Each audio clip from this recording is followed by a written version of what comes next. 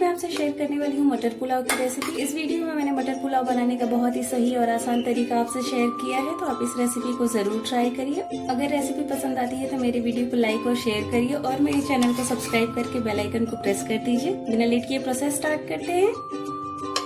मटर पुलाव बनाने के लिए मैंने यहाँ पे 1 कप बासमती राइस लिया है। आप कोई भी राइस ले सकते हैं। सबसे पहले इसे अच्छे से 2-3 पानी से वॉश करेंगे। इसे मैंने अच्छे से वॉश कर लिया है। अब इसे एक साइड रख देते हैं। अब एक प्रेशर कुकर गरम करके इसमें 1 टेबलस्पून घी डालेंगे। आप चाहे तो ऑयल का भी यूज कर सकते हैं। अब इसमें मैं ऐड कर रही हूँ हींग, पिंच ऑफ जीरा यानी क्यूमिन सीड ½ टीस्पून, 2 तेज पत्ता, 2 सूखी लाल मिर्च, 4 लौंग और 2 छोटी इलायची। अब इसमें ऐड करेंगे 1 मीडियम साइज का प्याज स्लाइस में कट किया हुआ।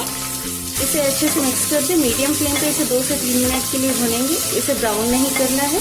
प्याज का कलर थोड़ा सा चेंज हो गया है। इसमें ऐड कर रही हूँ क्रश किया हुआ जिंजर गार्लिक। इसे भी अच्छे से मिक्स कर देते हैं। आप इसमें पेस्ट भी ऐड कर सकते हैं या फिर इसे स्किप कर सकते हैं। इसे 1 मिनट के लिए मीडियम फ्लेम पे भून लेंगे। अदरक लहसुन भी अच्छे से भुन गया है। एक बार इसे मिक्स कर देते हैं।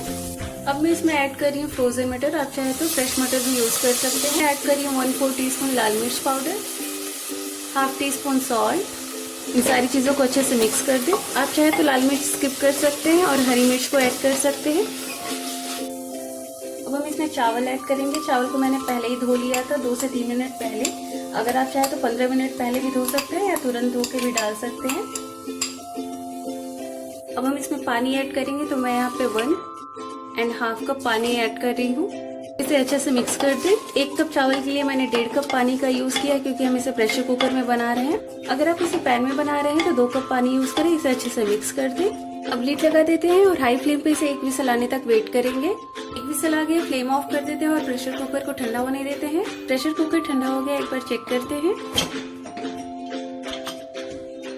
पुलाव काफी अच्छे से पक गया है। अब इसमें ऐड करते हैं धनिया पत्ता। इससे टेस्ट बहुत अच्छा आता है और इसे एक बार अच्छे से मिक्स कर दें।